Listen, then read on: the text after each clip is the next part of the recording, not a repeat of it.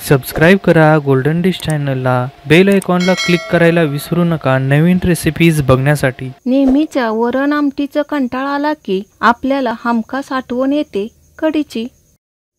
आज आपण मस्त रुचकर अशी कढी बनवूया। तर त्यासाठी पाहूया लागणारे साहित्य।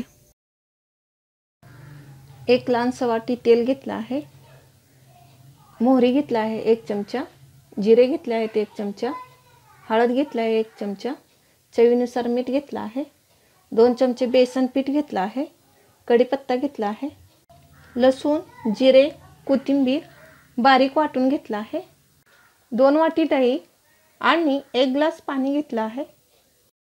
सुरुवातीला मी इथे पावशेर किंवा 2 वाटी दही घेतला आहे। दह्यामध्ये 2 चमचे बेसन पीठ टाकणार आहे। आता याला रवीने छान घोटून घ्यायचं, जेणेकरून बेसन पिठाची गाठी नाही राहणार। दही आणि बेसन छान घोटलं गेलं आहे, गाठी नाही राहिले। थोडंसं घोटलं की यामध्ये 1 ग्लास पाणी ओतायचं। पाणी ओतल्यानंतर परत एकदा छान घोटून घ्यायचं। अशा पद्धतीने पातळ दही घोटून घ्यायचं। आता आपण या मिश्रणाला फोडणी टाकून घेऊया। पातेल्यामध्ये 2-3 चमचे तेल गरम करून घ्यायचं।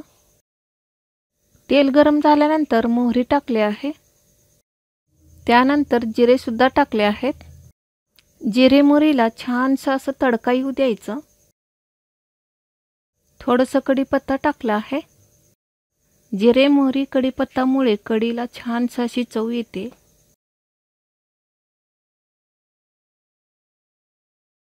तडका देऊन झाल्यानंतर यामध्ये मी तयार करून घेतलेलं दह्याचं सारण ओतणार आहे। यामध्ये मी 1 चमचा हळद टाकणार आहे। हळद तुम्ही आवडीनुसार वापरू शकता। कढीमध्ये हळदीचा वापर नाही केला तरी चालेल।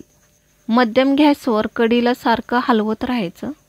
कढीला उकळी येऊ द्यायची नाही, कारण कढी फुटू शकते। आता यामध्ये मी लसूण कोथिंबीरची पेस्ट टाकणार आहे। याला छान मिक्स करून घ्यायचं। लसूण जिरे कोथिंबीरमुळे कढीला रुचकर अशी चव येते। मीठ आपण कढी गार झाल्यानंतर टाकणार आहोत। गरम कढीमध्ये मीठ टाकलं तर कढी फुटण्याची शक्यता असते, त्यामुळे कढी गार झाल्यानंतरच मीठ टाकायचं। आता आपण कढीला थंड करून घेऊयात।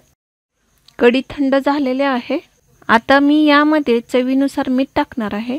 मीठ टाकल्यानंतर छान मिक्स करून घ्यायचं। रुचकर अशी खाण्यासाठी कढी तयार झाली आहे।